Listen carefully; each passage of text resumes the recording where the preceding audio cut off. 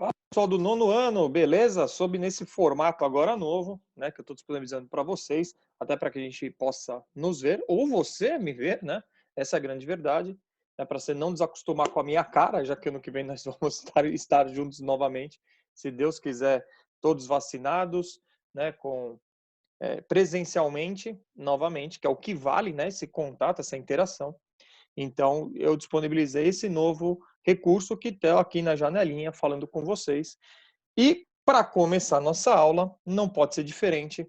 Muita gente gostou, muita gente elogiou, prefere do que o circuito. Então, trouxe para vocês mais uma questão aí de uma dança para a gente começar bem a aula com música e atividade física conjuntamente, que é a dança, tá? Então, por favor, aumenta o volume e curte bastante, que eu vou fechar aqui a janela, também vou fazer, porque isso ajuda a vascularização do cérebro, vem mais sangue para o nosso cérebro e a gente consegue pensar melhor e desenvolver melhor essa teoria que o Lippe nos traz. E nós vamos estar falando sobre beisebol, tá bom? Para a gente poder estar concluindo o Lippe do terceiro bimestre e começar o do quarto.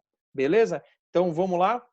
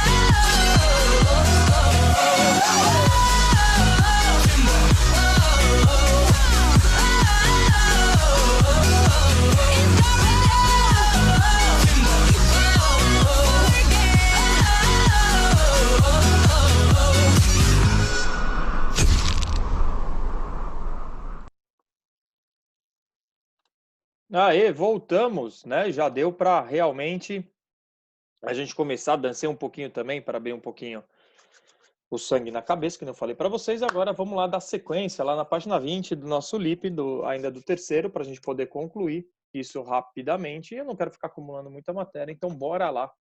Tá? Então, o que, que é? Um conhecimento trazer para vocês essa nova atividade que é muito pouco difundido aqui no Brasil, né? Que é o beisebol.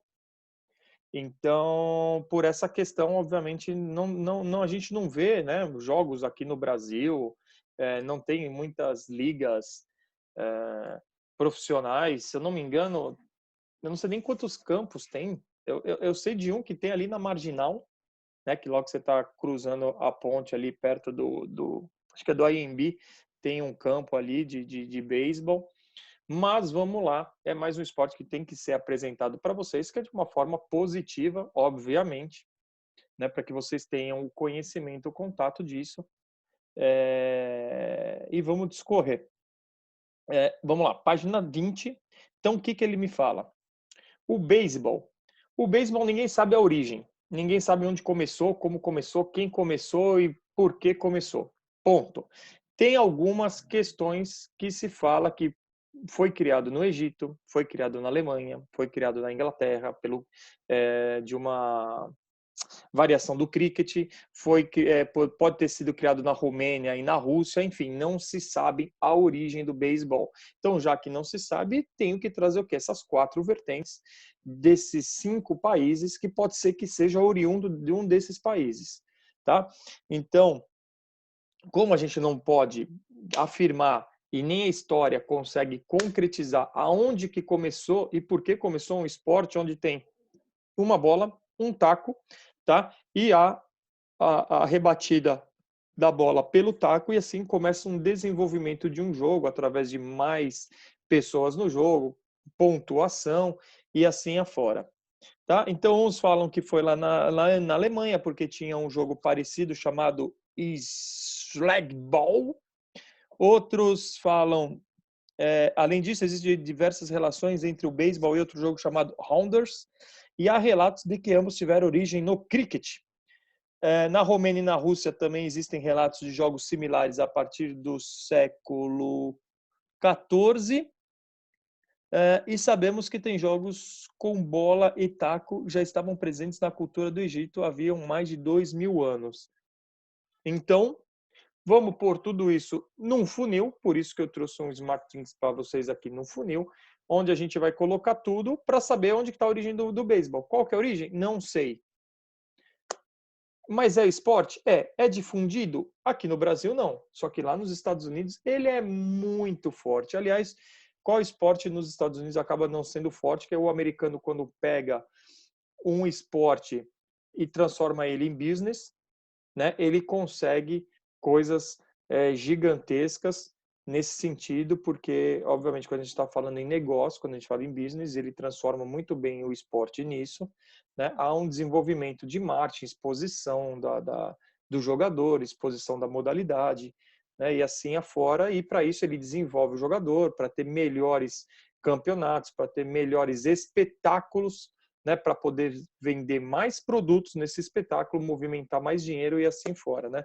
Então vocês têm, para mim isso é muito claro quando a gente fala em basquete nos Estados Unidos, quando a gente fala em beisebol, quando a gente fala no futebol americano, e assim, qualquer esporte, natação, qualquer esporte, eles criam os ídolos são muito bem desenvolvidos, porque eles estão transformando, eles têm uma visão de que o esporte gera negócios.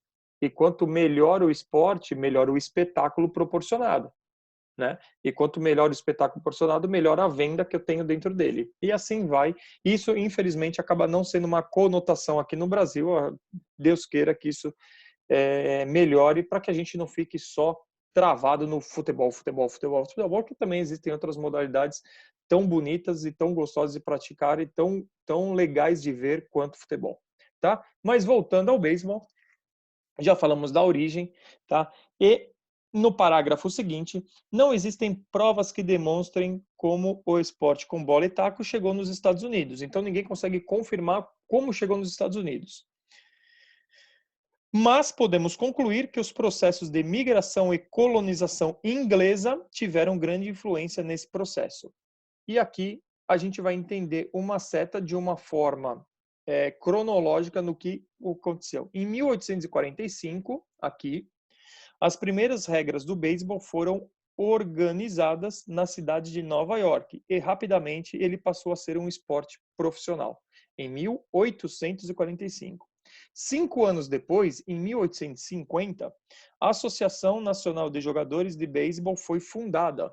Então já começou uma associação de jogadores de beisebol, fazendo o quê? Profissionalizando o esporte. Porque quando você profissionaliza o esporte, você faz com que aquela pessoa comece a depender só do esporte para viver.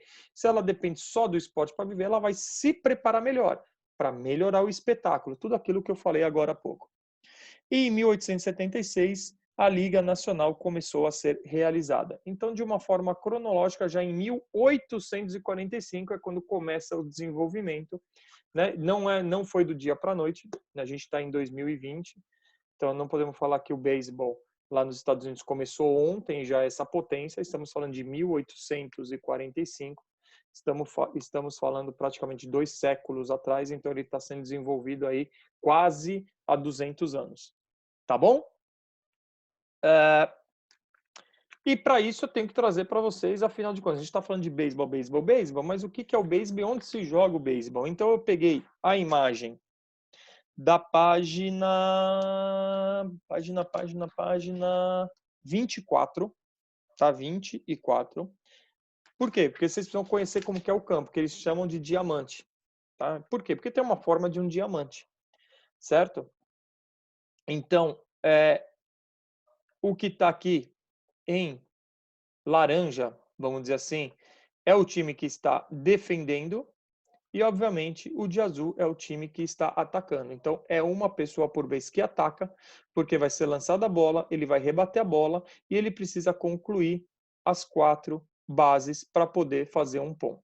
Tá? Então, temos a primeira base, a segunda base, a terceira base e a quarta base, que é onde ele se encontra.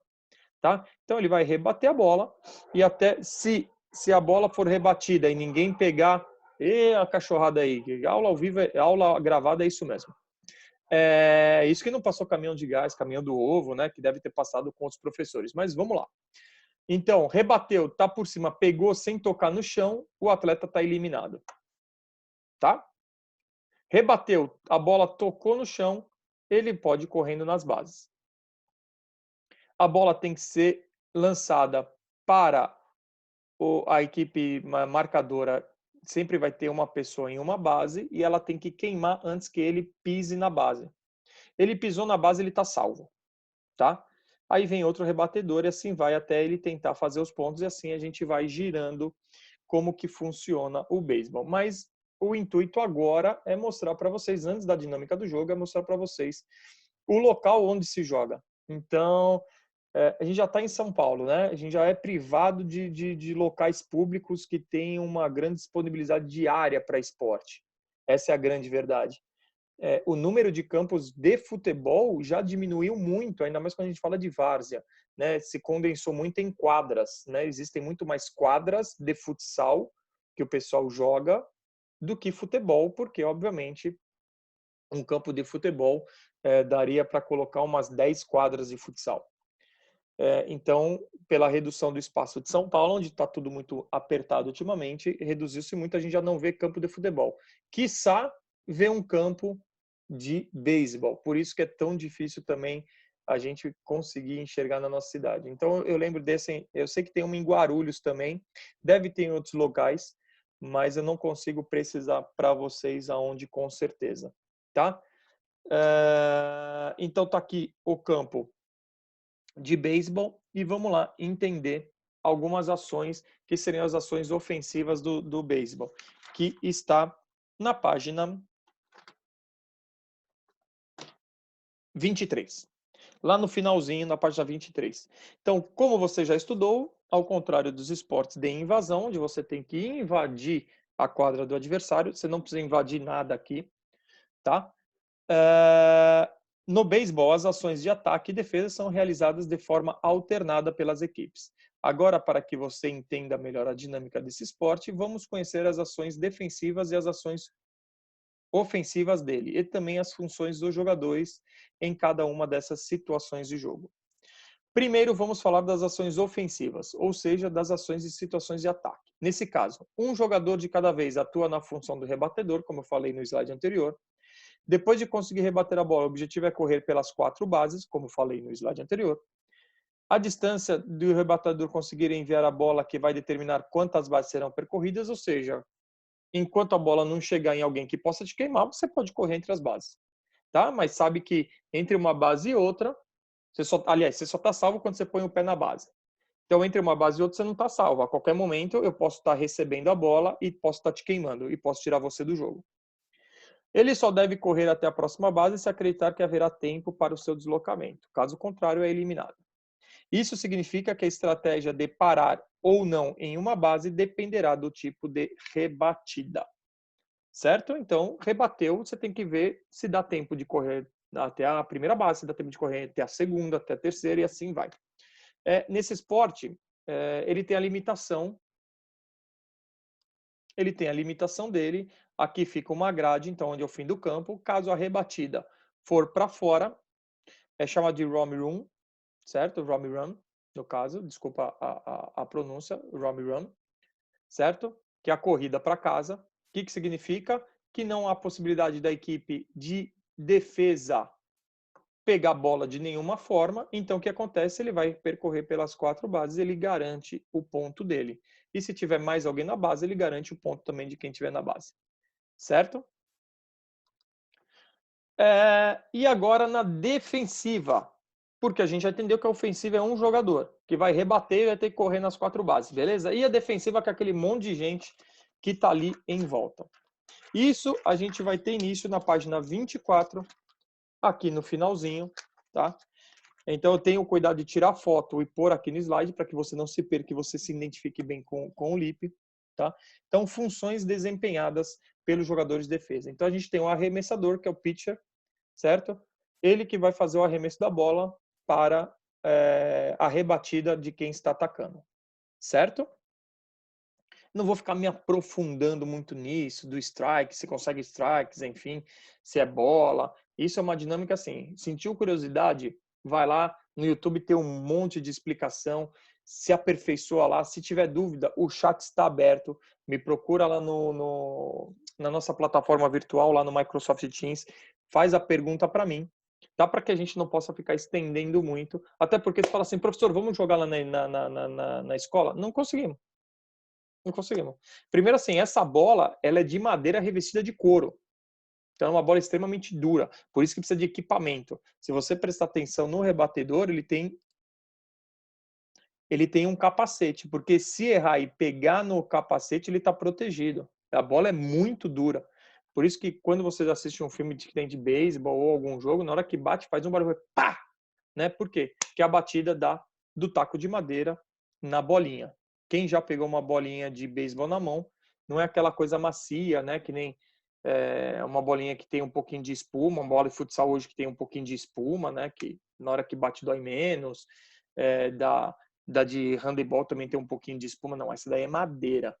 Né? Madeira revestida de couro, tá? Então ela é muito dura e a gente não vai fazer esse tipo de ação. Então tem dúvida, no beisebol vai lá procurar e depois me fala. Então você tem o arremessador, você tem o receptor, que é o catcher, você tem os defensores internos que ficam próximos à base. Opa, a gente já tá na página 25, tá? Que são os que ficam perto da base. E temos os defensores externos, que também são como que eles chamam de jardineiros. Então, vamos lá, para que você entenda. Tá aqui, ó. Tá? Então, você tem os receptores internos e externos e tem os que chamam de jardineiros. Tá? Porque eles ficam espalhados e é obrigatória a batida da linha branca para dentro. Da linha branca para fora não vale. Tá? É fora de campo. Ok? Beleza? Tranquilo? Então, não temos que prorrogar. Já apresentei para vocês. Tá com dúvida? Porra, ficou curioso? vai lá no YouTube, procura, digita lá regras de beisebol, jogo de beisebol, vai ter um monte de vídeo. Eu não posso ficar trazendo muita coisa aqui, porque tem muitos vídeos que têm direitos autorais. Isso pode gerar algum tipo de problema para nós futuramente, tá? Então vai lá, assista. Se tiver mais dúvida ainda, gerou mais dúvida, vai lá no Microsoft Teams, faz pelo chat a pergunta e eu vou estar lá para responder para vocês. Beleza? Na próxima aula eu já venho respondendo as questões que estão na página 28, tá? A gente já responde aquelas questões, mata o LIP do terceiro bimestre, a gente já começa o LIP do quarto bimestre com todo o gás para terminar o ano, certo? Então eu me despeço por aqui, deixo um grande beijo para todos, fiquem com Deus e até a próxima aula.